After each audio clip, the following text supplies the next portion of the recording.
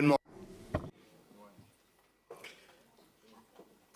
The digital economy, blockchain, artificial intelligence, virtual reality, digital transformation, change, dramatic change, technologically driven change is upon us. It's been generally accepted for some time that the best indicator of the future success of managers and leaders is their ability to stay flexible, adaptive, agile, and commit to lifelong learning.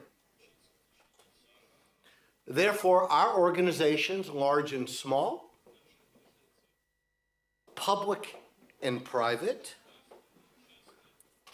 local, regional, and global, invest considerable time, money, and effort in supporting management development in its leaders over their careers and the careers of and the iterations of the organization. The good news we say today is that our leaders in most cases are more informed and better informed than ever before and understand the challenges and the expectations that we place upon them. But truth be known, the demands and the expectations are increasing at an exponential rate. And so this session, today's session, on how to train business leaders in the digital economy addresses these challenges and the different approaches that organizations take to meet these demands, to sustain growth, and to continue to prepare current and emerging leaders for tomorrow's challenges. So thank you very much for joining us. Thank you for this great opportunity, my third year here at Gaidar, to be with you, and very, very honored to have this distinguished panel. So my colleague, Sergey, if you would please, turn it over to you, and I'd like to briefly introduce the panel. Gabe? Thank you very much, Tim. We have today really very outstanding panel. To the left from Tim Mesken, and I shall start with the introduction of Tim Mesken. Tim Mesken is Senior Vice President of SASB International for Europe, Middle East, and Africa. In fact, Tim Mesken simultaneously is outstanding professor of leadership and entrepreneurship. And just recently, he published a fantastic book on entrepreneurship that for sure would become a bestseller. And I really recommend business educational community and management community to pay attention to this book. I hope it would be translated into Russian within the coming time. So Tim Mesken, he is our moderator today. Then we're coming to another completely fantastic and outstanding man. This is Mr. Sergei Cheryomin. He is Minister of Moscow government, and he is Chief of Department of External Economic Relations. In fact, you see, normally we call him in a simple way, it's non-official, but still Minister of Foreign Affairs of Moscow government. He's a fantastic man. He speaks 4 or 5 fluent languages and has a very, very good sensitivity of cross-cultural issues. Tom Robinson, President and CEO of the biggest world accrediting association in business education, of ASASB International, Tom Robinson simultaneously is an outstanding professor of accountancy and finance, who also published several books and who was and is famous at a lot of outstanding US universities. Plus, Tom worked with the consultancy, and now he's running the biggest management development association of the world. Next man, Ruslan Vesterovsky, absolutely outstanding and brilliant example of the new generation of Russian managers, deputy chief of the Central Bank of Russia, or deputy governor of the Central Bank of Russia. Though Ruslan mentioned that he's planning to speak Russian, he's speaking brilliant English too, and he knows the problem in depth. A couple of times I had a chance to follow his presentations and different conferences. All the time they brought a lot of refreshing and all of a sudden ideas. And Santiago Garcia, who is looking a little bit aside, Santiago Garcia is the dean of Grenoble Graduate School of Business. That's a very prominent French business school that occupies 17th position in Financial Times ranking. Plus to this, I'm proud to say that Grenoble Graduate School of Business is running double degree MBA program with IBS RENEPA and with RENEPA very successfully. And I know that Santiago is an outstanding scientist and great presenter. So here are the people, and now I'm returning the governance to our moderator, Tim Mescon. Great. Well, we're so fortunate to have this distinguished panel. Thank all of you in the audience for joining us. What I would like to do would be to start with each of our panelists for some comment, if we might, on training business leaders for the digital economy. And we're so fortunate to have both public and private sector leaders with us, and to address a variety of issues and challenges and opportunities related to business leaders and the digital economy. The differences between new and old leaders, the role that business schools might play in preparing leaders of tomorrow to meet the expectations of the governmental and business sector, and wherefore training and professional development is going as it relates to the digital economy. So with that, Sergey, if we could we start with you? Would that be okay? Good. Very good morning to everybody. Dear friends, Moscow government is not really a business school, and we're not training the business leaders, but from the other point of view, the city of Moscow is a big training field for all the businesses, and to my mind, Moscow can be considered as not only a business school, but a business academy and business university. Nowadays, megapolises are playing a much bigger role than they did before in growing economies. And we think that one of the biggest challenges for our cities is to be competitive in the world environment, and that becomes a more and more difficult challenge because the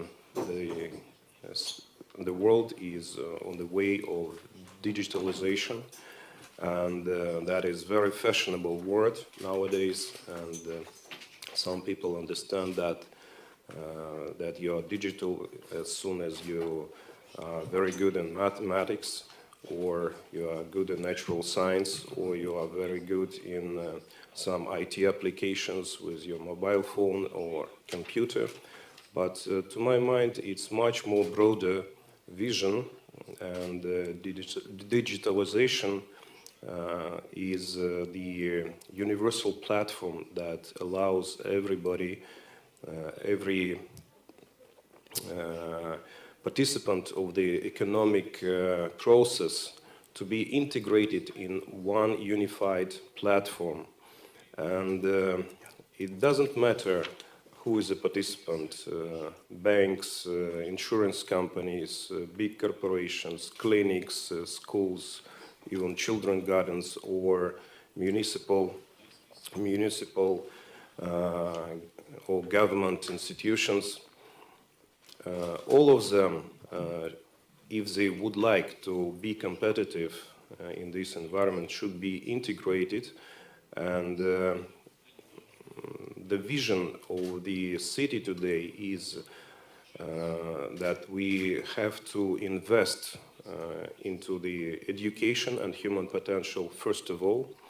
That's why in 2011, Moscow government and Moscow mayor adopted a special program called City Education, and very substantial investments were allocated for that program, more than $30 billion.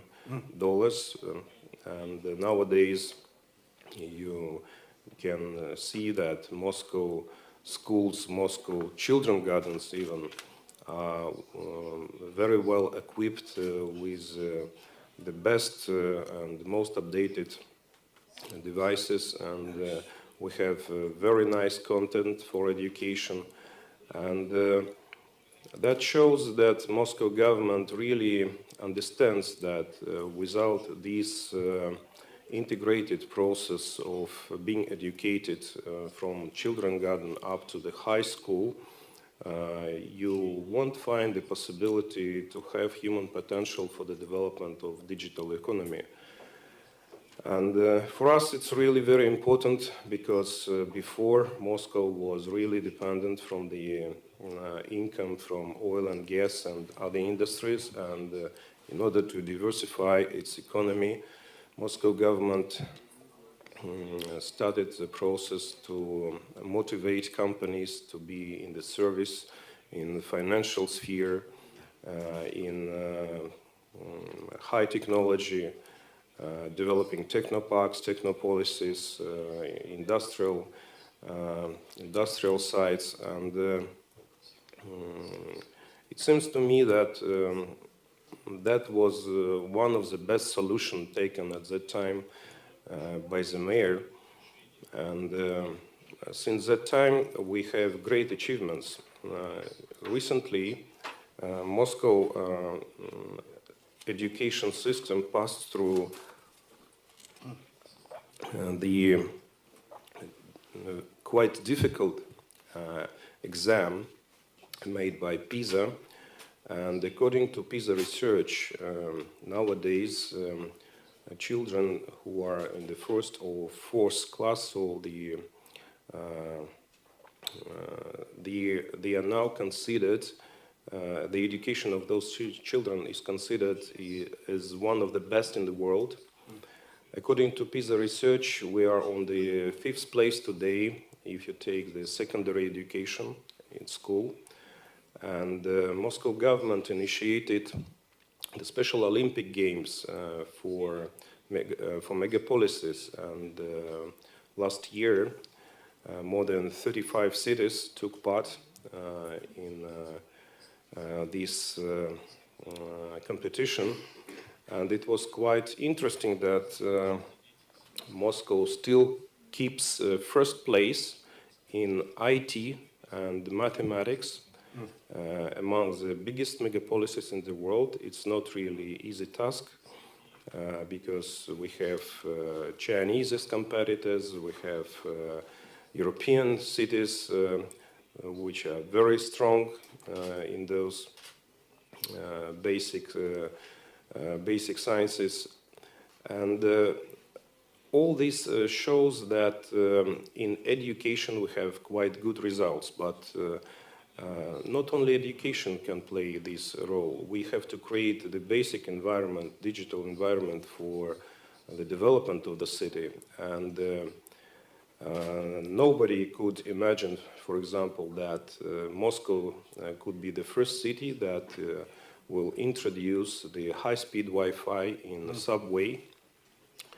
Nowadays, all our public transport is equipped with Wi-Fi, with online video surveillance, with global navigation systems. And we could never imagine that those trucks that carry just garbage or waste will be equipped nowadays as the best, let's say, cars with electronic devices. And nowadays, the driver have to be educated according to the most modern standards, because he is online linked with the command and control centers. He is tracked, and he has to create some reports. And that shows that all the spheres, and you can take healthcare, you can take all the spheres of the municipal activity. Everywhere you will find the new methodologies and new trends where digital economy plays bigger and bigger role. And just take, for example, the accountants of Moscow government. Now it's in the virtual cloud, and that gave great opportunities to use the blockchain technologies and all the other new achievements. And thus we think that if nowadays we have approximately 5% of the GDP produced by digital economy, according to Boston Consulting Group, we have to enlarge it at least up to 10%, and we have special program for that to stimulate companies that are in developing their activity in this field. Thus, Moscow government motivates developers to build technoparks, technopolises, and we are really happy that not only local investors are nowadays investing in these businesses, but also foreign companies. Even we have these sanctions that are still pending. The investments are growing, and you know that according to the government program adopted by Russian president in 2024, we must have at least 40% of the population that should have the knowledge of digital economy. Without it, nobody can speak about the competitiveness of the city, about the competitiveness of the businesses or industries. Thus, we will continue to invest into the digital environment, and nowadays Moscow is on the first place if you take the integration, for example, of the video surveillance cameras. We're number one, integrating more than 130,000 video cameras around the city, keeping control over all the environment. You have Wi-Fi in parks, you have Wi-Fi in public transport. We are negotiating with the providers of the communication services and about the installation of the 5G network in the city, and to my mind, it should be the PPP project, because the investment is so great that without contribution of the government and without the synergy effect between the companies and the producers of the equipment, it's not really possible to launch this new generation of communication network. So we think that being investing into the secondary school and middle school, we need the investment also into the professional training, because in Moscow sometimes we face this situation when the companies that are going to open high technology business cannot find experts who can work on the digital machinery, who can operate with robots, with high technology devices. Thus, we launched the initiative with Russian technology, and in December we signed the agreement with Singapore College of Professional Training, and we are going to launch the pilot project within a few years together, using the best experience of our Singapore colleges, and they are well known all over the world in professional training. That will be also the contribution of the city into the growing up the specialist for the digital economy. So all these factors create a multifunctional electronic platform that gives us also the opportunity to provide all the state services in electronic version. And nowadays we are one of the leaders in the world. If you look at our achievements in electronic government, and just a year ago we were awarded the first premium in Dubai on the International Forum for our IT application Active Citizen. Nowadays we have more than 1 million subscribers on this portal, and we process every year more than 60 million applications from the citizens.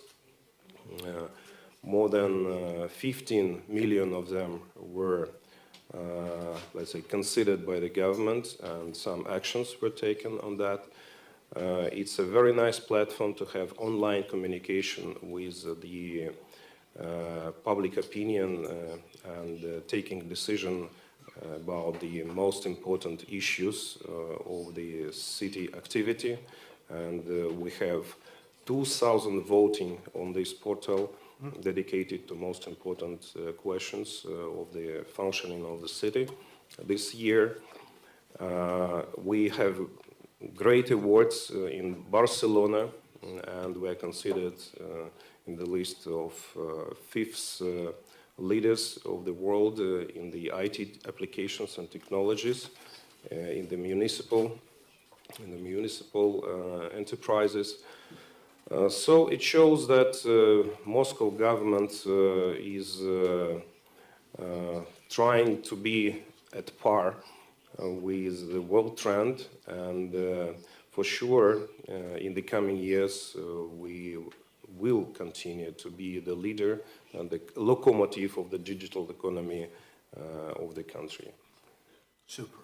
Well, Minister, thank you. And to me, it's visiting here and having had the opportunity to come frequently, it is the investment that the city is making in this digital transformation at all levels is stunning.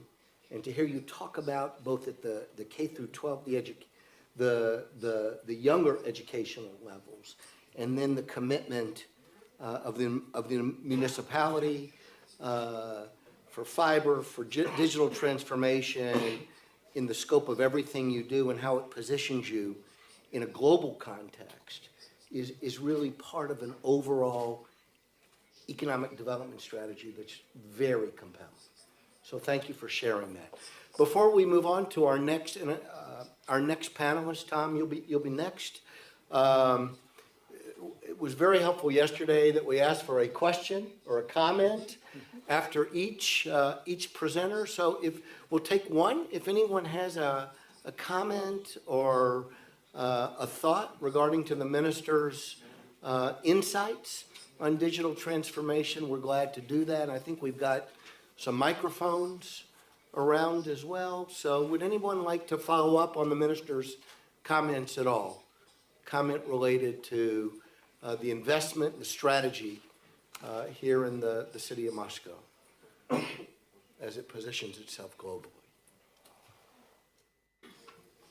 Or observations on that. May I ask one Please. question?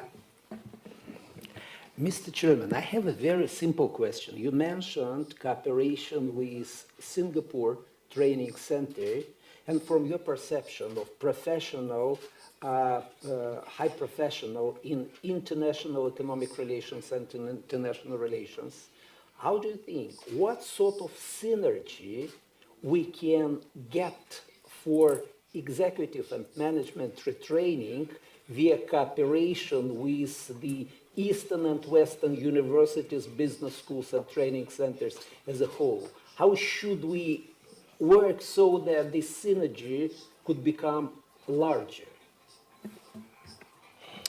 To my mind, Singapore is one of the best examples of the digitalized megapolis, and not only megapolis, but also the government itself. And that because some decades,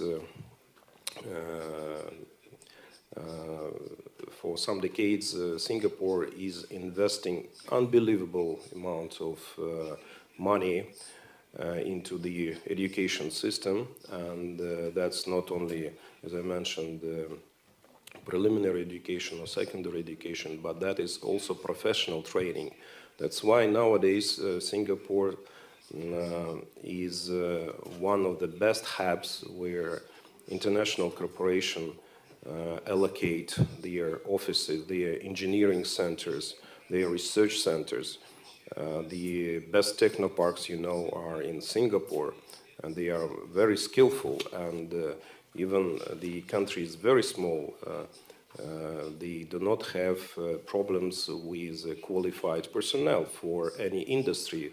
If you take the construction of engines or construction of aircrafts or helicopters or the other things, microelectronics and biology or pharma. And that shows that the country really very, very competitive, and we have to share this experience, and we have great relationship with Singapore government. Moscow has special program for cooperation with Singapore, and this new field, the education, cooperation in education, I think will create for us the synergy effect, because Singapore companies are very interested in penetrating the Moscow market, as they consider it as one of the most attractive and promising in not only in Europe but in the world, and Moscow agglomeration itself.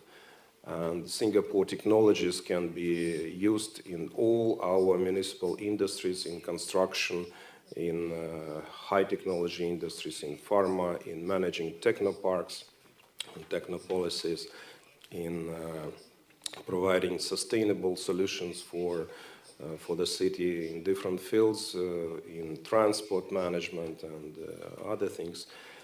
So we think that also the training of municipal servants is very important, and we have great cooperation with Singapore Government College, where we train our personnel for some years already.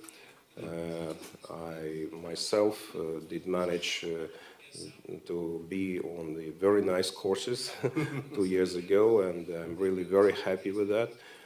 And it seems to me that also business schools can have very good cooperation.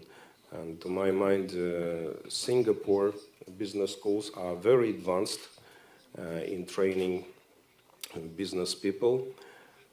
And that also creates a very good platform for the development of business in Singapore. And thus, I think that cooperation that you just mentioned between maybe your academy or other business schools of Russian Federation with Singapore colleagues, to my mind, could provide synergy effect to the bilateral trades and to the growth of bilateral relationship. Thank you. Thank you very much. Tom, let's go to you. As Sergey mentioned, Tom leads an organization, AACSB, 102 years old, that now serves 1,600 business schools in 100 countries or territories worldwide.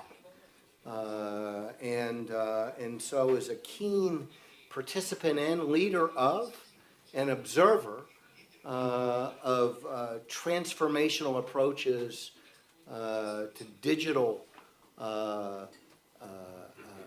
education, digital delivery, and the role that business schools play in training and development of tomorrow's leaders. So Tom, thanks for joining us. Thank you, Tim, and thank you, Sergey. So I'd like to talk about two things briefly. One is the impact of the digital economy on jobs themselves and how we prepare students today for the jobs of the future, which don't exist yet. And secondarily, the impact of the digital economy on having different types of people in the workforce. So having the digital generation, the millennials who've grown up with iPads and iPhones, and then having baby boomers like myself in the workforce at the same time, and the challenge that that brings in managing or leading an organization and doing training and development for that diverse workforce. From the standpoint of the impact of the digital economy on jobs, just look around at companies today. Some of the most predominant companies today didn't exist a decade ago, the Googles and the Amazons. By the same token, some of the old line companies that we were used to when we were young have gone by the wayside. They've gone out of business. The same thing is happening with jobs. The jobs in this digital economy, the people that need to maintain this and use this technology didn't exist. Data analytics is important today because of all this technology we've put in place over the last 20 years. We've collected immense amounts of data that we now need people to analyze and use, and so we need more data analysts. If you look at the impact of automation and coming up artificial intelligence on jobs, that's going to have some vast changes. So, for example, there's some professors at Oxford that have done a paper where they looked at 700 different occupations, and they've created an algorithm to, for each occupation, look at the extent to which it could be automated. And so, for example, on one extreme, what would you imagine a job that has a 99% probability of being automated? Any ideas? A driver. Well, yeah, so perhaps, although we've had some false starts there, but that seems to be coming along pretty quickly. The one that actually... You would need psychiatrists. So actually, you're exactly right. So the one that's 99% are actually tax preparers, because it's something that could be totally automated. What can't be are mental health workers. Mental health workers have only a less than 5% chance of being automated. So it's exactly right. So those that have to work with the psychology of humans, HR, mental health workers, psychiatrists, would be very difficult to automate. You can certainly automate some aspects, but you don't want to call that suicide hotline in here. Press 0 if you're depressed, press 1 if you're something else. A study by McKinsey did a slightly different take, and what McKinsey says is they estimate that there's only about 5% of jobs that will be totally automated. So it's actually not that many. But 60% of jobs are going to be 30% automated or subject to artificial intelligence. What that means is the jobs are going to change a little. Some stuff, the basic stuff's going to be automated, but people are going to be moved to a higher level. So it should increase productivity, but humans are going to have to perform at a much higher level because those basic tasks that can be automated and run through some artificial intelligence algorithm are going to go away, those aspects of the job. So it's actually a good thing. It's another technology revolution that's going to make us all better off in the future. But we have to prepare students for this change. And so we have to prepare them certainly with technical skills today. Companies tell us they need still communication and critical thinking skills.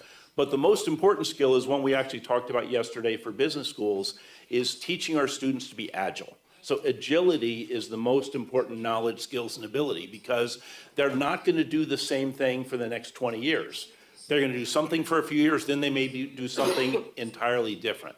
So there's a need for us to teach them agility now and make sure that we have systems in place both at the business school and within corporate training and development to continuously reskill those workers.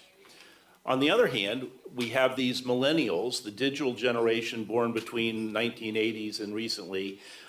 They're 20 to 40 years old. They're out there in the workforce. They've grown up with using iPads, using Macs, using other algorithms. And then you've got folks like me that in high school, we still didn't have calculators. We were using slide rules to do our calculation. And we're working longer, so we're still in the workforce as well. And that's a challenge for companies. It's particularly a challenge because these millennials are way ahead of us in terms of technology. And they're probably going to move ahead of many baby boomers like myself. And I probably will be working for a for a millennial before too long down the road. And so how do we make sure we reskill those baby boomers to survive in this digital economy so that they can work another 10 or 20 years? It's a big challenge for business schools. So it's a challenge with teaching agility. It's a challenge for making sure that the existing workforce that's been around for a while is up to speed on using technology in the workforce and making sure that leaders are attuned to what it takes to manage this young generation, at the same time manage the older generation that are still in the workforce. So it's a particular challenge for business schools and corporate training and development. Excellent.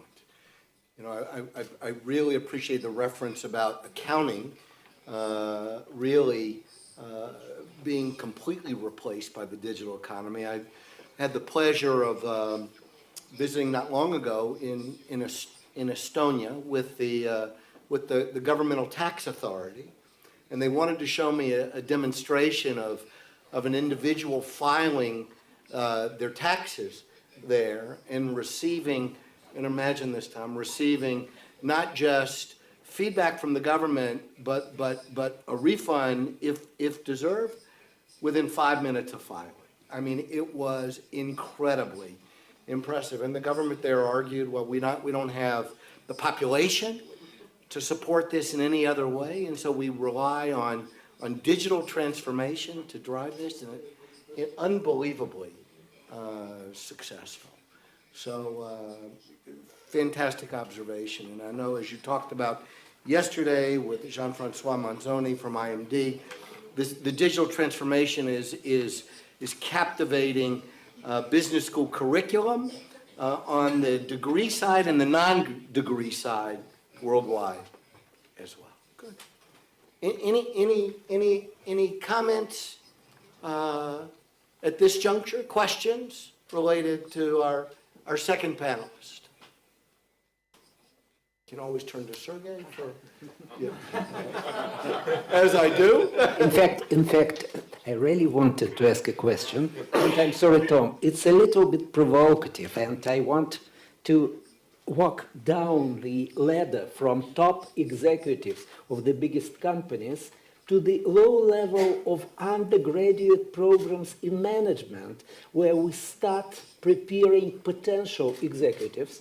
We have a discussion nowadays in Russia whether bachelor programs in management are relative at all, whether these programs should exist, because it's obvious that after graduation from undergraduate level, those people are not becoming managers, that they're coming to the low position at the companies.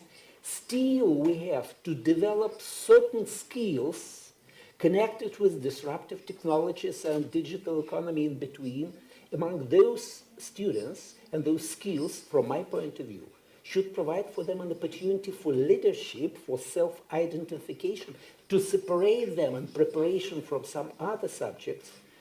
Can I ask you such a provocative question? If you had to give a definite recommendation and enumerate 3 or 4 most important skills which the students, the grads of undergraduate bachelor programs should have, and which are different, say, from the graduates in mathematics or physics or chemistry, etc. Yeah, so it's, there's no one answer.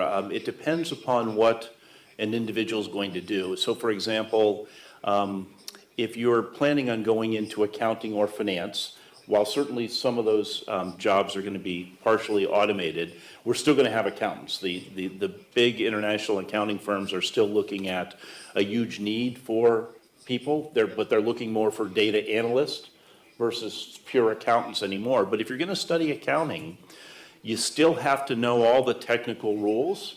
And so you have to have accounting courses. If you want to go into managing investments for an institution or an individual, the depth of knowledge that you need in finance is just huge. If you want to be a data analyst, the depth of knowledge is huge. At the same time, many of our graduates from undergraduate business school go into retail positions, management trainee positions. I know that's how I started my career. I was working in retail while I was going to college, and so they need a little bit of marketing, they need a little bit of management. So I still think there's room for all of these undergraduate programs, and they do need a broad-based curriculum, so even the accounting students need some marketing and some management because they're going to have staff that are going to be reporting to them fairly early in their career. So from my perspective, the best undergraduate training is either a broad-based management curriculum, if you're going to go into a management-type trainee role, or an in-depth finance, accounting with some broad-based knowledge, skills, and abilities as well. That's not going to go away. Oftentimes, though, you can't get all the knowledge, skills, and abilities in an undergraduate degree. There just isn't enough room, oddly, in a 3 or 4 year time period. And so often an additional master's is required. And as I mentioned yesterday, we're seeing a huge increase in the enrollments in specialty master's programs, marketing, finance, accounting, and the like. So I still think there is a huge place for the undergraduate management curriculum, and as I noted yesterday, it's over 70% of enrollments at AACSB business schools around the world, and so it's actually the largest proportion, far more predominant than the MBA. Great. Thank you. Ruslan Vestorovsky, not only Deputy Chairman of the Central Bank of Russian Federation, but extensive involvement with the stock exchange and also in the private sector, in the cosmetics industry, in the food service industry, an incredible array of senior level experiences, and someone with the bank and the stock exchange who lives in a digitally transforming world. So thank you for joining us and look forward to your comments. Спасибо. Доброе утро, коллеги. Рад вас видеть. Thank you. Good morning, dear colleagues. I'm happy to welcome you here. We're competing with 8 panels. The room is full, and it's great. Actually, such attention to education is great. A few thoughts I'd like to share, actually splitting them in 2 parts. Firstly, digital economy is an umbrella that covers us for the past 2 years. I'm looking at Andrei. Just a few months ago, we had a forum on corporate manager, how board of directors should work, how they should structure their work, how they should define the strategy of organization. A recruitment forum is also about digital economy. And colleagues, recruiters are laughing. So it's enough to mention the word blockchain in your CV, then your market price grows twice. And if you mention cryptocurrency, it grows 4 times. So it's indeed something that we have to live with and work with. And the Bank of Russia is paying a lot of attention to this as well. For the past 3 years, we've been holding Finopolis, a large congress, where myself with important futurologists discuss questions where the banking system is going to happen in several years looking forward. Mr. King said that in 5 years, there won't be any classic banks. They're already becoming digital. A lot of people use their iPhones to do all their banking, to cover all their banking needs. And the number of branches is going to dwindle, and people will be going digital. So what's the response of the central bank to that? I'm looking at how our structure is changing. Look, we've got new divisions. A department that's responsible for big data. Financial technologies, fintech department. We've also got an association of financial technology involving the largest banks to consolidate their resources and think together about how we can handle all those risks. We have a department, a cyber security department, growing and developing very fast. These are structural changes. They say, show me a structure and I'll tell you about your strategy, right? It's one of the famous Israeli professors says that. So apart from structure, another important box, it's about leaders that arrive. We've got a lot of new people from business now. The head of fintech unit, IT, digital transformation, used to work for Societe Generale. Olga Skorobogatova, is now taking part in the next session. We got a person from Sberbank for digital technologies, big data. For big data, we have a UniCredit guy. We've never been so open before, prepared to to enroll the best experts in those areas that we are developing. And now, an important challenge for us is to prepare, to train specialists in the new environment. We've completely overhauled our training and development structure. We launched our own corporate university. We've got a lot of partner programs. We have 2 business directions, internal and external. Within, we have a lot of important challenges because central bank has always been paying a lot of attention to risk. And now we've got lots of programs to liquidate managerial illiteracy broadly across the country, up to very high-quality programs for top managers. We even run some joint stories with INSEAD. We have a mini MBA program. We also have another important story about the external contour, as we call it. So it's another area of our corporate university. So it's about new reporting standards that rely on big data. We're inseminating the market. That's international accounting standards for credit and financial organizations. These are huge multi-million initiatives that we're running to keep the industry up to international and the right standards. Another important, several important, the HR function. I've also become a bit of a builder and purchaser since the 1st of September.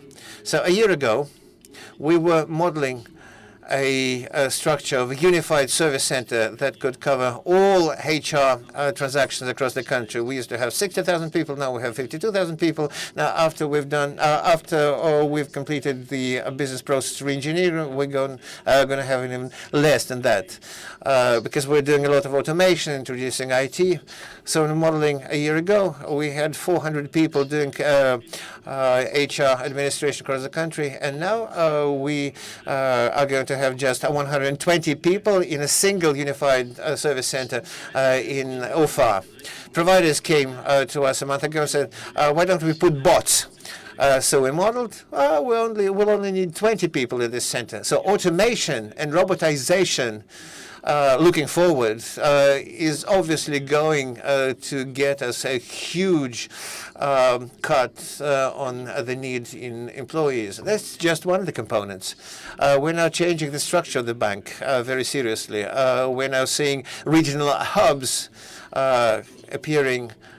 And if we apply new technologies there, then basically we're not going to have as many people in the bank. And it's a challenge both for us and the government and the country as a whole, what to do with the people who become redundant.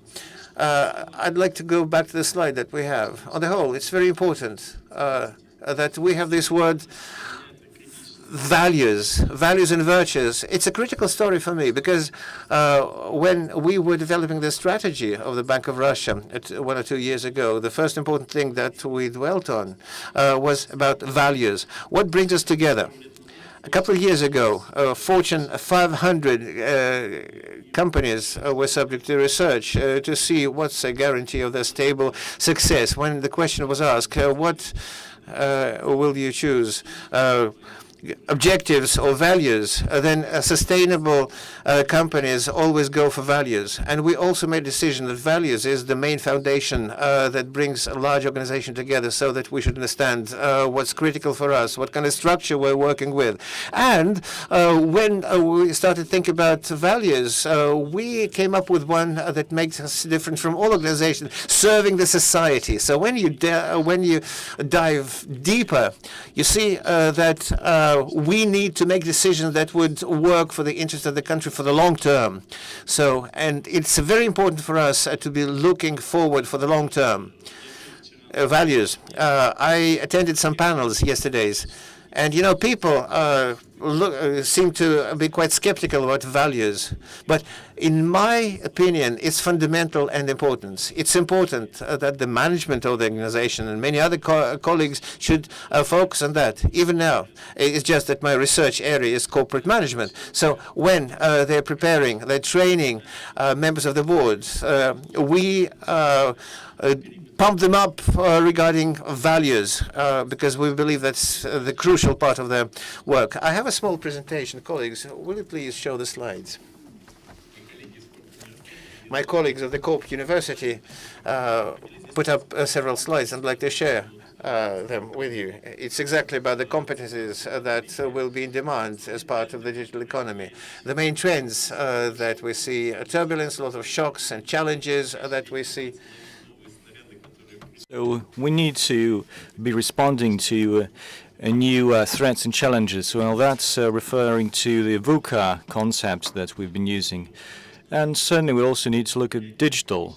And again, that's critically important. Robotization, automation, and the speed of changes has drastically increased. Earlier, a normal process would take you between 1 and 2 years. Today, it's much, much shorter. Each new project at the central bank required 24 months. Today, it's only 12 months, so you have to be agile. Demographics. Deloitte says that life expectancy is up, and people retire at a later date. So we're talking about lifelong learning. So we need to provide products for the younger generation and for the elderly alike.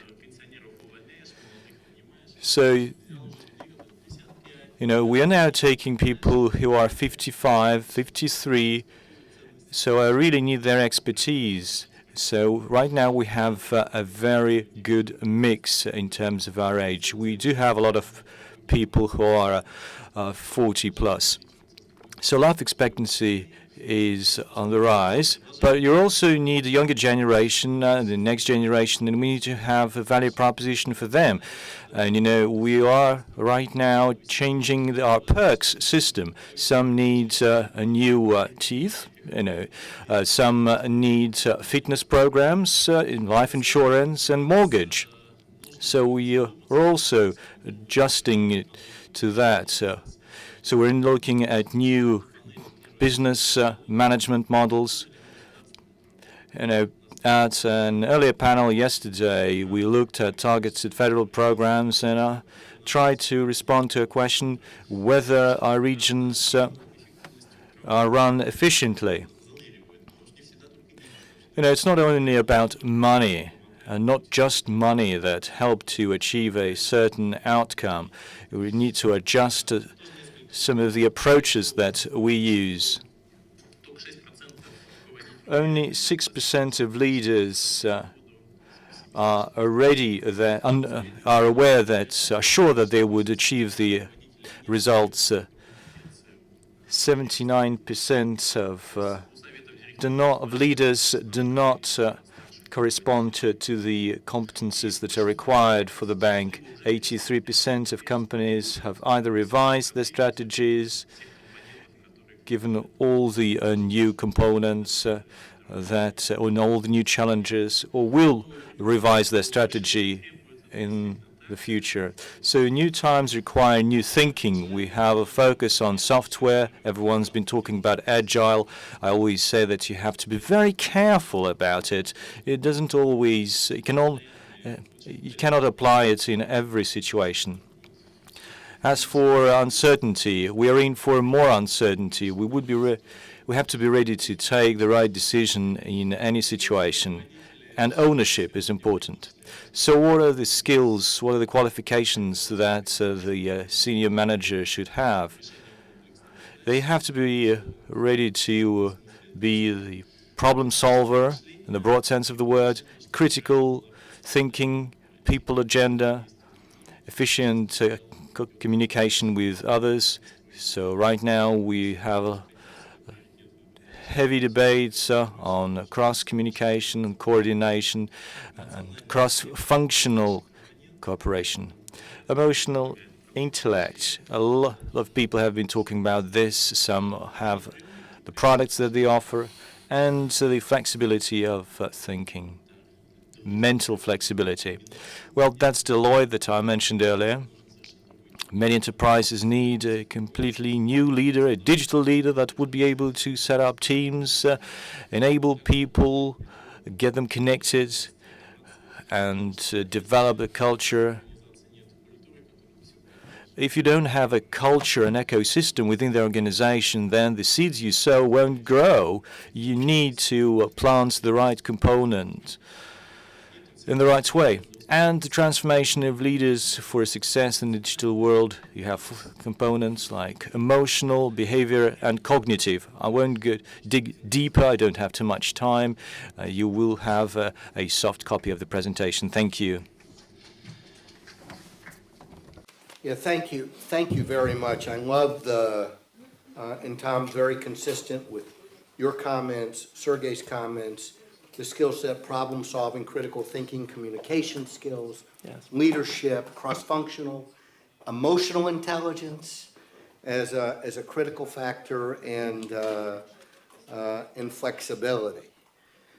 Also your function on, while there's a restructuring of the bank, maybe from 60,000 to 50,000 in HR, starting at 400 and who knows how many, but the creation of new opportunities in fintech, in cybersecurity, in data science, data analytics. So jobs vanish, jobs created in this digitally transforming world. I wanted to mention I was last week. Many of you know ABN AMRO, the large Dutch bank. I was at their research and development center, which is not at the bank. It's in warehouses, many, many kilometers from the bank. And you walk in, and it's a lot of 20, 30-somethings working on fintech applications for the bank, but not within the bank's structure or culture, because they feel as if they would be inhibited and resisted. So it's a very interesting phenomenon taking place in your world today, and we thank you for these insights. Santiago, you're in a unique position to discuss this. Grenoble, École de Management, one of my favorites in EMEA, in our region. Not only offers bachelor's, master's, and doctoral programs in campuses in Grenoble and Paris, but 12 other sites worldwide. And so they're uniquely positioned to sense global management education trends as well. So thank you for joining us. Thank you very much, Tim. And yeah, that's indeed true. We have a global presence. We have a presence here in Moscow as well with RANEPA, an executive MBA, and a master's in digital business as well, if I'm not mistaken. Correct, Sergey? So we are going there. I have just a couple of questions before a couple of comments before I go on with my presentation. One of them is that thankfully I have a psychology degree, so this 95% will probably not touch me. I will still have a job, Danitza. Thank you very much for reminding me. In case the dean's jobs go down the drain. To automation, right? Exactly. And the second thing is that I have 55 minutes for myself, so that's really good. Not that I want to monopolize the conversation. I did prepare a little presentation. I wanted to show that we do some things digital as well here in Grenoble. If I can have this. In my presentation, I will touch a little bit about the traits of leaders, digital leaders, and digital leaders not only as organizations, but also not only as individuals, but also as organizations. I see that some of those traits have been spoken about here. I will highlight them throughout my presentation. I see that most of you, if not all of you, are very digital as well. I saw a lot of phones taking pictures. If you want to, fantastic. My mom will be proud of that, but you don't need to. Okay? We can email you the presentation later if you want. My email address will be at the very last slide, so feel free to copy that slide, and then you email me, I send you the presentation. Okay? So, let's see. Okay, I thought the technology was not working for a moment. So the first question that we have to ask ourselves as individuals and as organizations is, do we want to be digital leaders or digital followers? And there is an important reason to ask ourselves that question, because first of all, not everybody can be a leader. And a leader is nothing if they don't have followers as well. But in the race for leadership, especially in digital, we have several constraints that we have to take very seriously into consideration and to see if we are ready to take that role. Which role? The main driver or the co-pilot and the co-pilot seat? As we have seen as well from previous college, notably the presentation about the city of Moscow, digitalizing a lot of operations, notably cameras, etc. There's a huge financial investment many times that needs to be taken into consideration when we try to launch a digital transformation in our organization.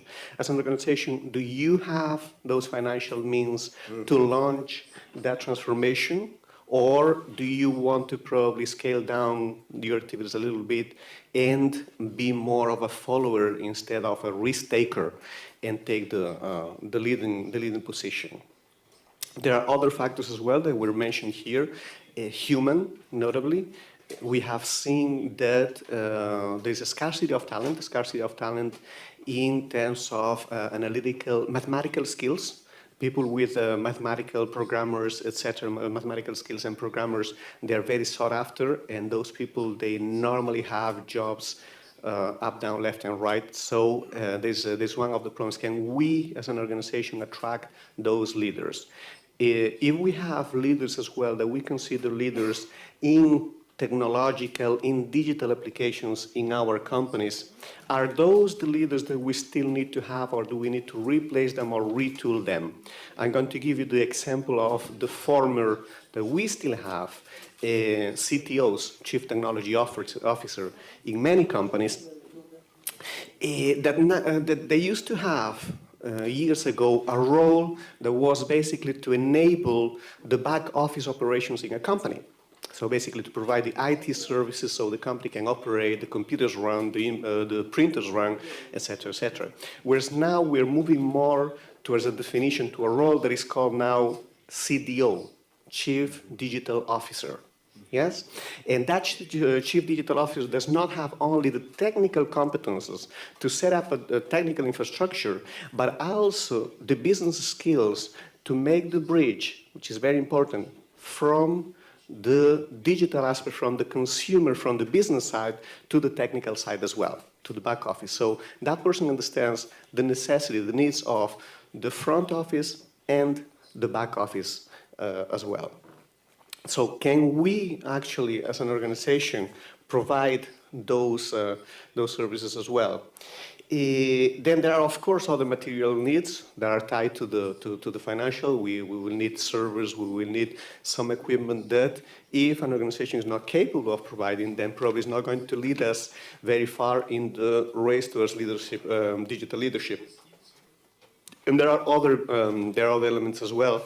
If we have the appropriate cultural setting in our organization to go and make that jump and go from an analogical organization to a digital one. There's one thing. We have the, let's see, this, maybe my finger is not working.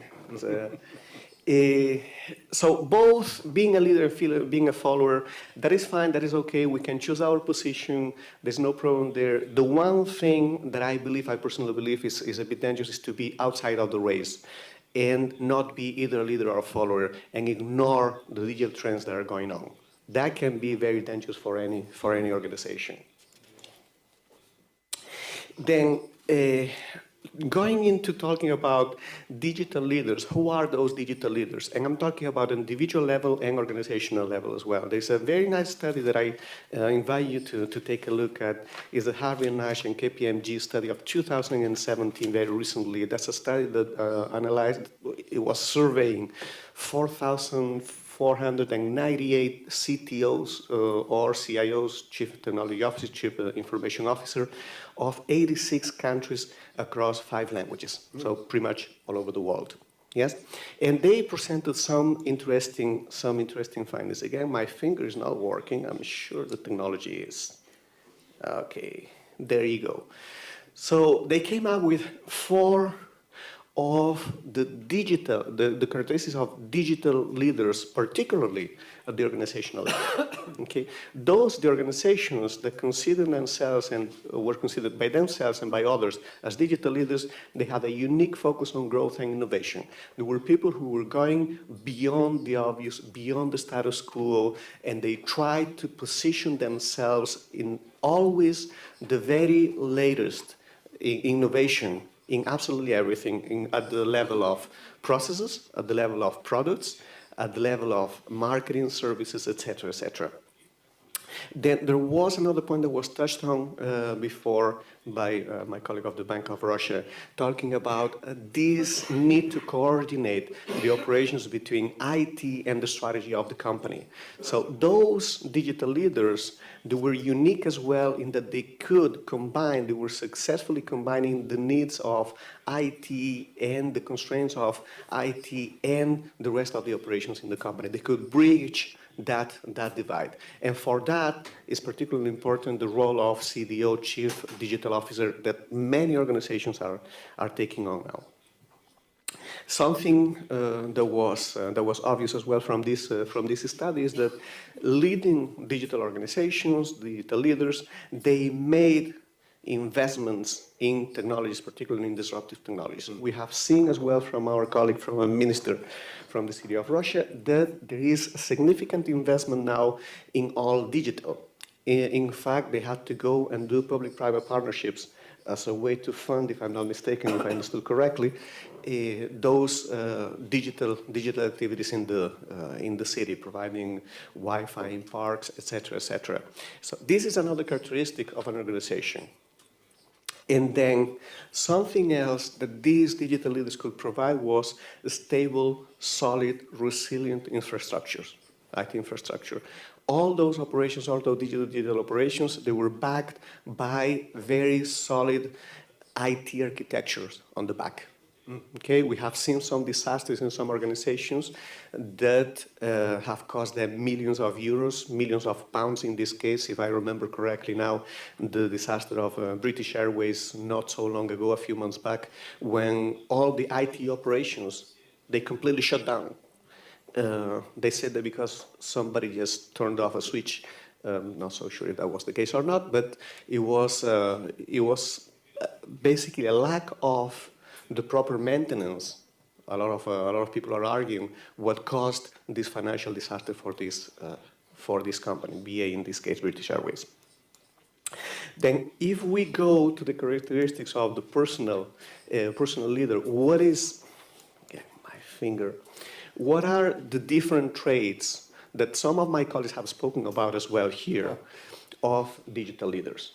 Okay, so we start and we have that.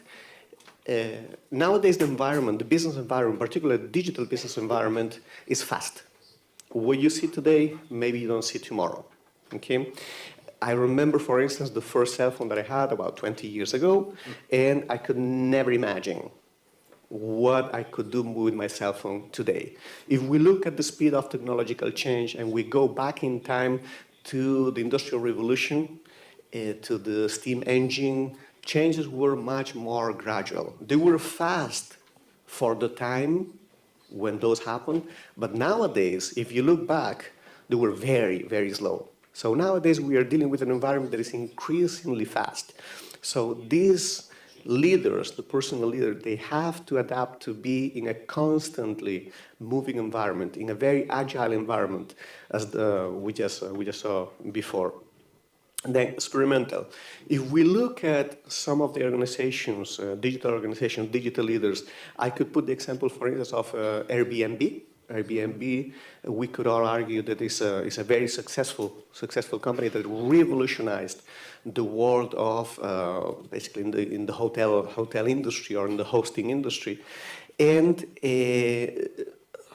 I don't know if you know the story, but I invite you to become familiar with the story of Airbnb. It's quite exciting. It's very, very young. They started not in a garage in Palo Alto like some other IT companies did. They started actually in the living room of two people who couldn't pay their own rent.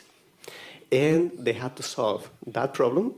And they had to also, they came with an opportunity because there was a conference going on in San Francisco at some point, and people were not having enough hotel rooms.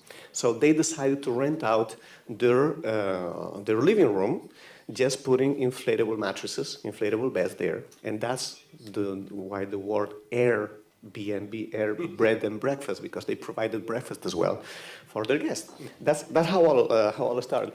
But before they became what they are today, they had a lot of trial and error, and they had a lot of experimentation as well. They have to be definitely creative and autonomous. And autonomous, especially at the beginning when nobody could imagine how successful their company would be, and nobody would give them a penny. These guys, to show you the sense of creativity and autonomy that they had to even sell cereal. Okay, I don't know if you're familiar with the story. They created the famous Obama's O's with a jingle and everything. It was quite. They sold a package that normally you'd buy in the supermarket for $2 for $40, and they got about $30,000 out of that initiative that they could then reinvest in their own company and continue Airbnb. They actually had as well, because that was in the presidential race, they had the McCain, who was competing against Obama, the McCain cereals as well, but I think they didn't sell so well as Obama. Anyhow, one of the things that we have seen as well from my colleagues is a digital leader has to be also inclusive. You have to operate and you have to have everybody on the organization on board with the activities. Otherwise, if we have this disparity and people rowing in different directions, it will not work. The digital leader is characterized by being inclusive, by bringing everybody on board. And about being mobile, I have just seen you now with your mobiles, yeah, taking all those pictures. Nowadays, the degree of automation and the degree of customization and degree of personalization of applications that we can use on our cell phones is absolutely amazing. And all of the companies, or most of the companies, they are providing apps, or they're providing some sort of form of mobile access to their customers, particularly in the banking industry. I was in China about 3 months ago, approximately, and I was stunned because they barely use cash. They pay all with their cell phones. It was Alipay. They have two main platforms there. One is Alipay, the other one is, I don't recall which one it is, but two main platforms, but yes. And it's absolutely incredible. I felt actually quite stupid. I thought I was coming from a very advanced environment and economy. Go to China and you feel stupid there. So mobile is another characteristics, and inspirational. Inspirational for sure. If as a leader you cannot inspire your organization, then you can pack and back home. So that's why, Tom, good news again for us, because we can still inspire other people, hopefully, those who have the skills. If we have the attitude to inspire them, maybe they will still need us. We don't need to go home so fast.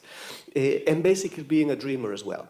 None of us could dream what are the things that technology could do today that they were not doing in the past. We have just seen, for instance, in France, Grenoble is in France, I'm not French, nothing against French. Nothing, I love them. But I'm Spanish. And I've just seen, I couldn't vote in the election for the presidency, but we've seen some of the technological advances going into politics as well. I don't know if you're familiar, one of the candidates, the candidate of the left party, was his name Mélenchon, Jean-Luc Mélenchon. He delivered one of his speeches in the rallying campaign, not even by video conference, because that's all nowadays. We all have Skype. He was actually a hologram. Mm-hmm. So he was in Paris and in Lyon at the same time.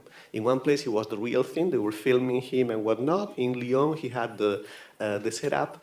And I might as well be here a hologram now speaking from Grenoble. I'm actually the real person, but that is something that you could perfectly see in the future. We cannot imagine. We have to dream, really. We are in an environment that is characterized by complete, continuous change and uncertainty. So don't be afraid of dreaming as well. And then the can-do, will-do attitude, because those dreams have to be transformed in reality by people who have this attitude to overcome all the obstacles, to be resilient, to be resistant to this challenge that they will face. Some of the challenges I will show you in the next slide. And basically, we have some of the barriers that most of the organizations they face. One of them we mentioned before: lack of coordination. In some organizations, even analog organizations, we have that the right hand doesn't know what the left hand is doing. When the case is very severe, the right hand doesn't know what the right hand is doing. So it's very important to make sure, particularly in organizations that are going to be characterized by moving extremely fast, by environments that are going to be uncertain, that all the operations and all the services are very well coordinated and everybody is on the same boat. Otherwise, things will probably not work as well as they should. Internal resistance to change is something that we typically see. I remember, for instance, we have an anecdote. When I started in Grenoble back 5 years ago as director of admissions, global admissions, I implemented an IT system. And going from an old system that we had to a new system that ended up allowing us to process 3 times as more applications as we used to, and we doubled the number of students in a matter of 4 years, international students in a matter of 4 years.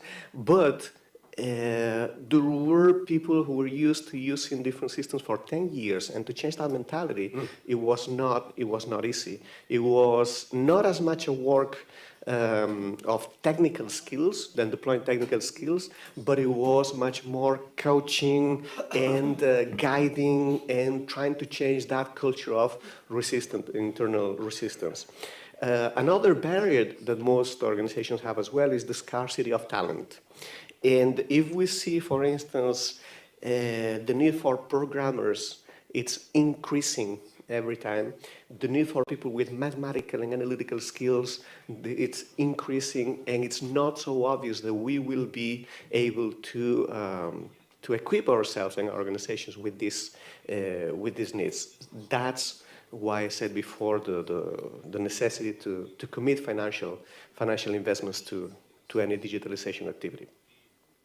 And finally is the existence of legacy structures. By existence of legacy structures, I can mention previous systems that were in place, previous processes that were in place, even previous cultural systems that were in place, or in terms of legal contracts, existing legal binding contracts that don't allow us to just drop everything and move on to basically something new. However, like as in the previous slide, I showed the 10 main characteristics of digital leaders, and by having people with those skills, we should be able to overcome those leaderships. In any case, we don't have to be too worried about this, because in the next slide, we have all the solutions. And here I just jotted down 4 pieces of, this is not the last slide. The last slide has my email address. That's the one that you have to copy, remember. So here I offer some pieces of advice, some points for reflection, because each company, the solution is not that you have a blueprint that you can apply as solutions for every company. That has to be individualized. But basically, one of the main points is, if you want a digital transformation, if you want to be a digital leader, you have to be a digital ambassador as well. So you have to educate at all levels of the organization, from the top to the bottom. And don't forget the bottom, particularly because they are the ones who can put, let's say, sticks on the wheels, who are the ones who are going to be finally developing the activities and strategies that are designed at the top level. So you have to evangelize from the top to the bottom and get all those people on board. So hence the need to be inclusive as a leader. Then one important point as well is to redesign the structures for modularity and agility. We have seen that things are changing very fast. We need to be agile as well, but for that we need to have the structures, we need to have the architectures, the systems that allow us for that. So one of the very less complicated solutions, let's say, is to allow to deploy digital strategies in a modular fashion. Why? Because they can be deployed much faster. They allow us to have quick wins, financial wins, and also credibility wins within and outside of the organization. And by applying these principles, we can move faster and we can be more agile. Then another thing that we have to do is implement a global view and not only think about the back office operations or the front office operations, but we need to make sure that front, middle, and back, that they are working in a coordinated manner and they are integrated. So all the processes, they will benefit as much the outside, the end customer as the internal customer, okay? And then finally, create networks, attend events, and try to be updated. Okay. Technology, knowledge moves very, very extremely fast, and you need to be updated. So go to forums, go to events, try to read as much as you can, new books, etc., so stay updated. One of the good things, and I see that you are all doing that, is coming to forums where we discuss precisely these things, like the Gaidar Forum. And I do hope that these guidelines or this presentation was of use to you. Now what I promise you, and now you can take out your cell phones. There you go.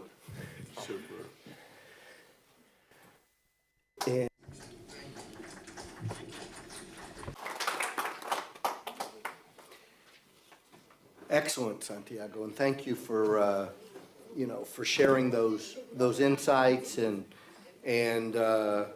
those observations, both about trends and responses, which is incredibly helpful.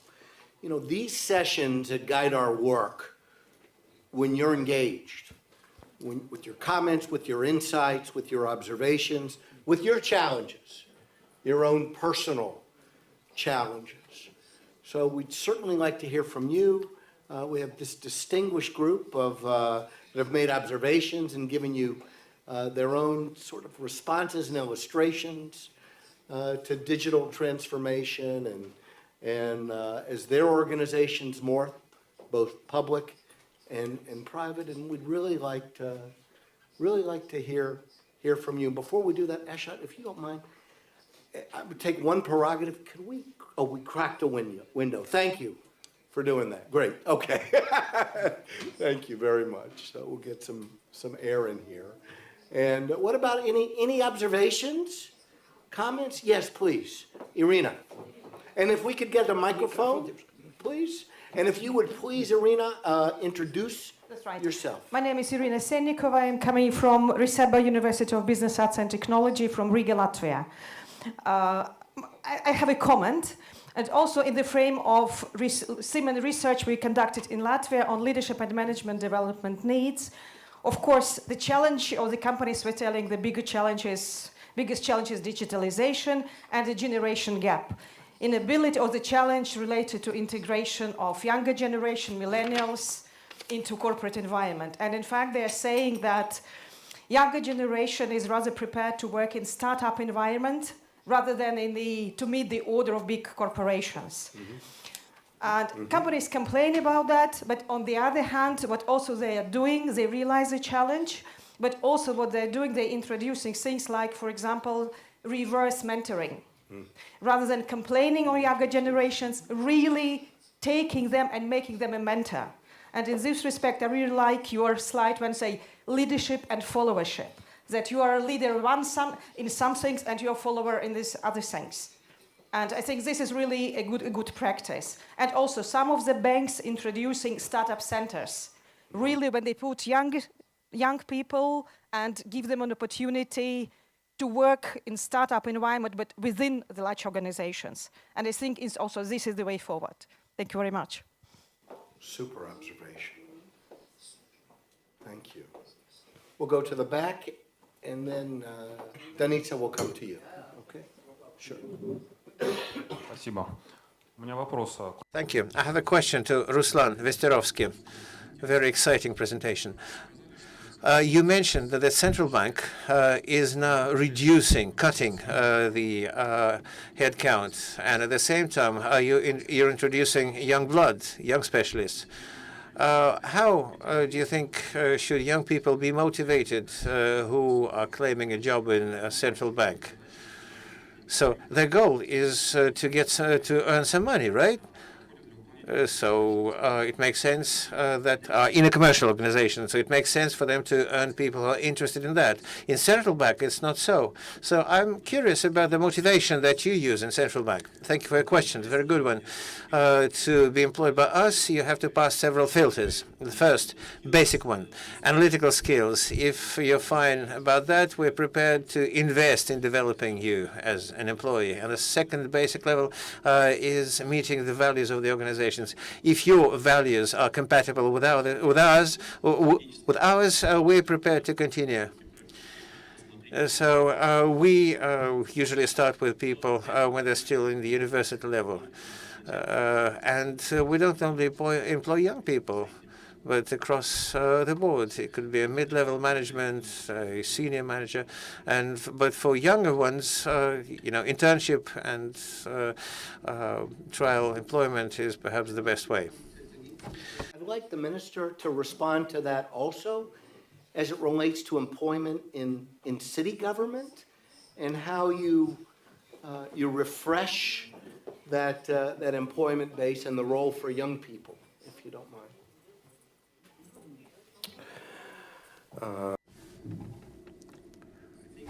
that depends on the sphere you're working in. If I can comment on, let's say, what's going on in my department, and it's really amazing that we have the queue of people who would like to work in the department, several hundred people. And I try to persuade the young people, what are you looking at the government for?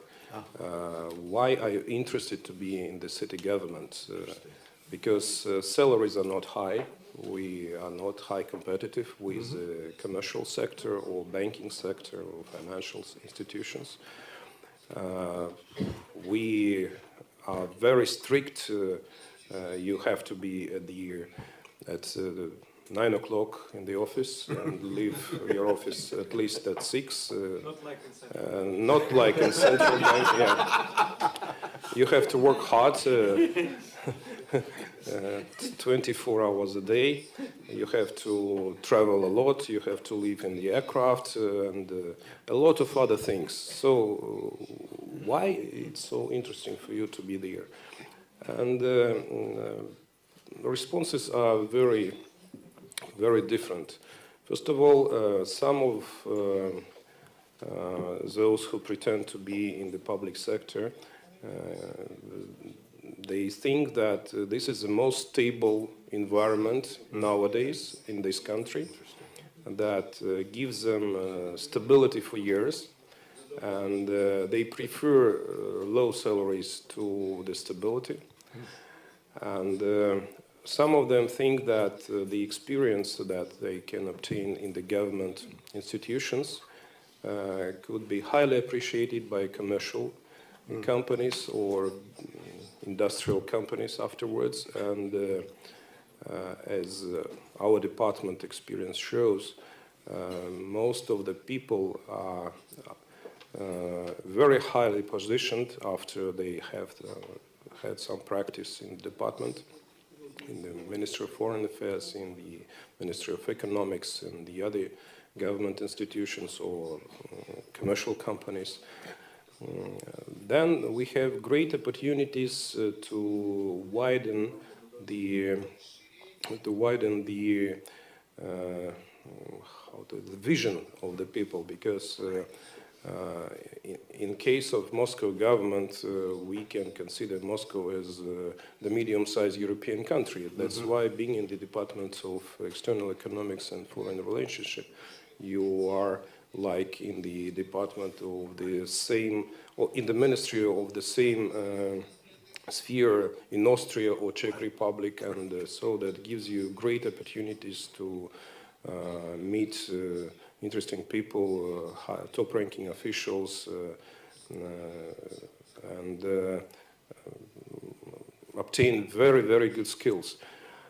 So, as a rule, we hire our, let's say, personnel from the high schools like GIMO, like this academy, Plekhanovska Academy, the other institutes, and they're all well trained with at least 2-3 fluent languages, very well educated,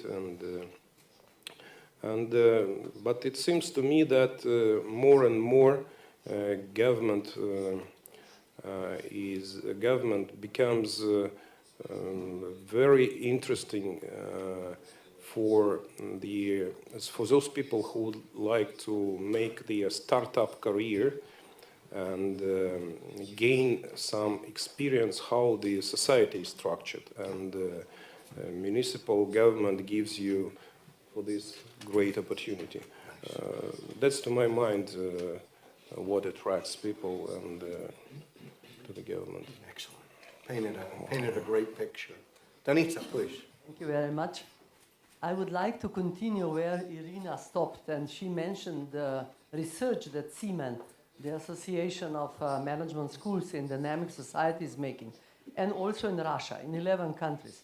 And there was very important, I mean, everything what you told here, I enjoyed and we learned a lot.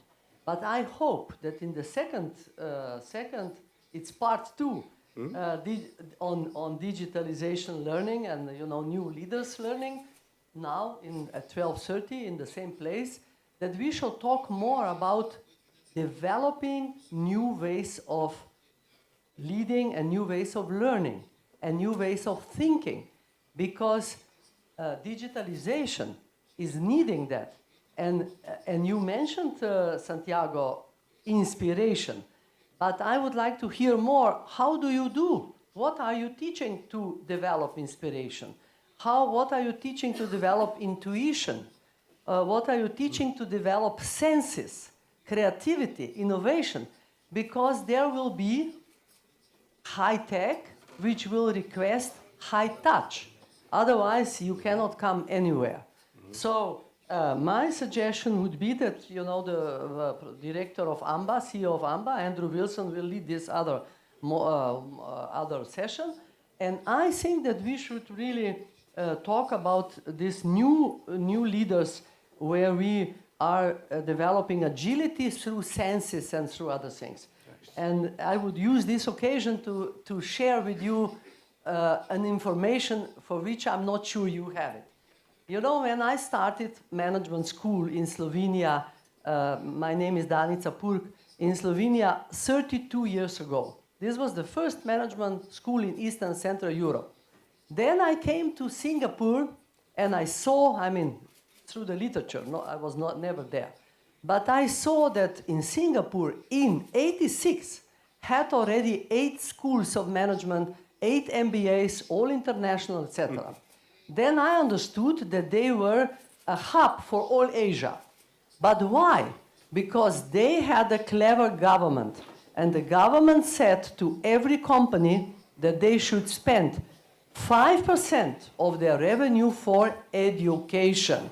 And if you don't spend it, you are having to pay taxes. Instead of education, you pay it for taxes. And they still do that. So my advice, Ranepa,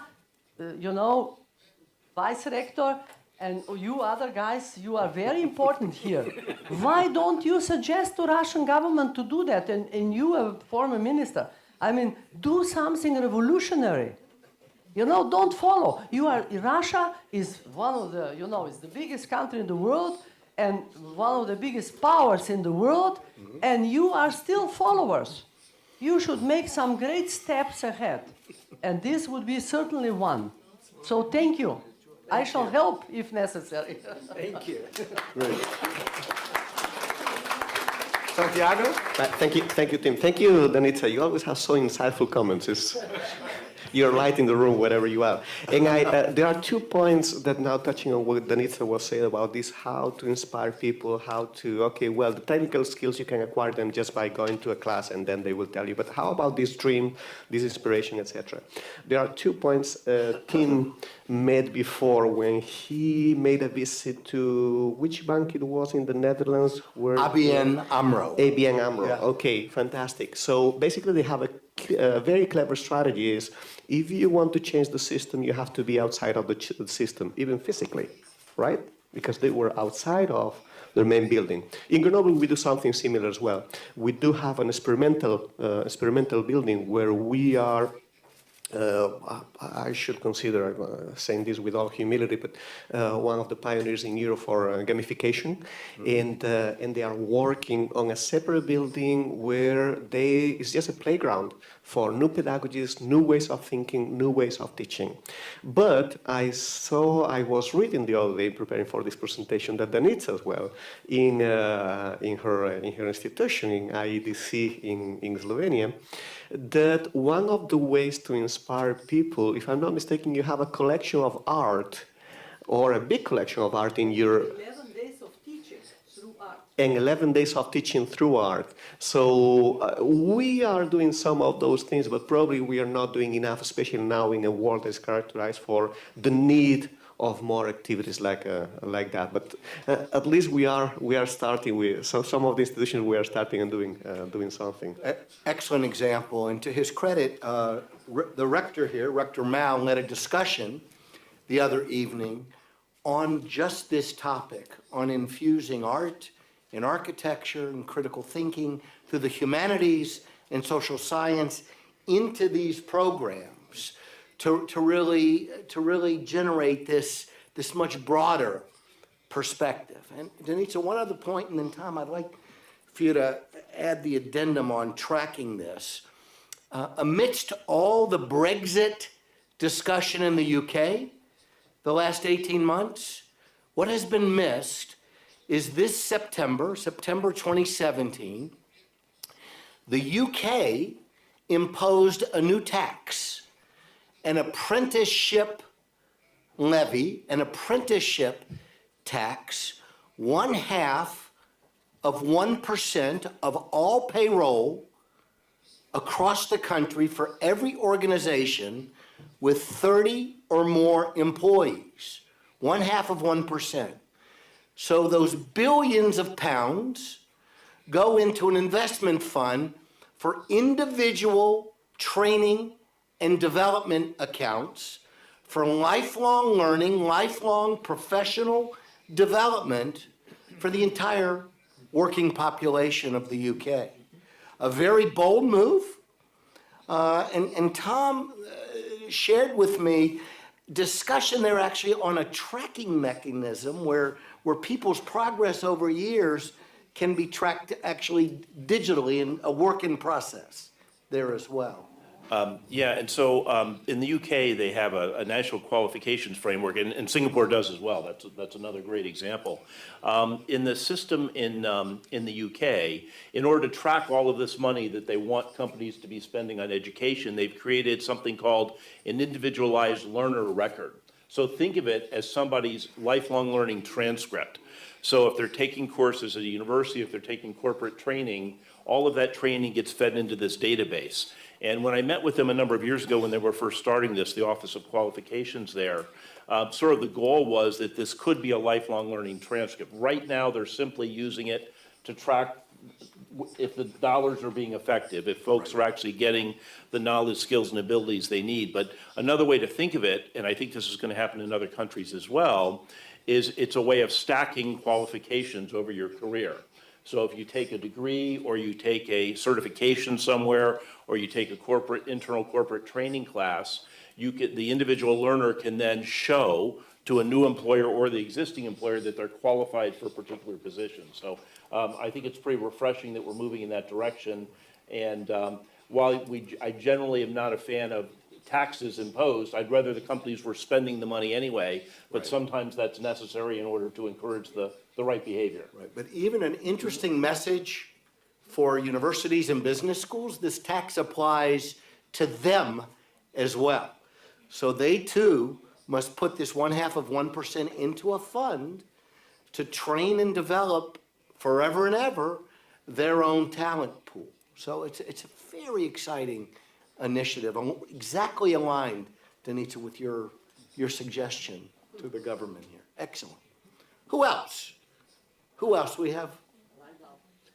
And I guess it would be the final question because Yes, please. Over here, and a microphone, please, if you'll just wait. And if you would please introduce yourself as well. Здравствуйте, Андрей. Well, hi, my name is Andre, Art Delo Company. I sell, we sell art pieces, so if somebody is interested in art, you come to me, please. So my question is to Ruslan. You mentioned the allowance of some gaps in information, so that have to do in implementing technologies, and in particular regarding tolerance. You mentioned tolerance to uncertainty, tolerance for uncertainty. So can you show any examples from real life where you had to use some models to deal with these things. What kind of models are there? So in my line of business, the higher you are, the more decisions you have to make where you don't have the entire picture. I'm sure that every leader has a lot of cases in their life where they don't have enough information to make a decision. So you have to rely on the intuition and the feeling. But in terms of dynamic, you need to make a decision here and now, and you have to take up the risk based on what inputs you have. But I think there are tools that help dealing with this, analyzing information, generalizing it, building scenarios and pick the best scenarios. And what software do you use? Or do you write? Do you have it written by your own people? Well, I don't use software in my own solutions, in my own decisions. By the central bank. Well, that depends on the line of business. Risk people have their own software products. People who deal with gold, they have their own. It's all very specific to each area. But I think this point is faulty by default. There shouldn't be no tolerance to uncertainty. I think it's an ideological mistake. When I said tolerance, I mean when making managerial decisions, when you have uncertainty, you just have to deal with that. I mean, you can refrain from a decision. That's also an option. Well, I thought you were talking about accounting. No, about management. Then I have no questions. If you would please help me thank our panelists for their fantastic insights and observations. I want to thank you, too, for your active involvement and engagement. And as Danica suggested, we have part 2 coming up shortly. So we welcome you to take a break and rejoin us or any of these other wonderful sessions. Thank you. Thank you very much.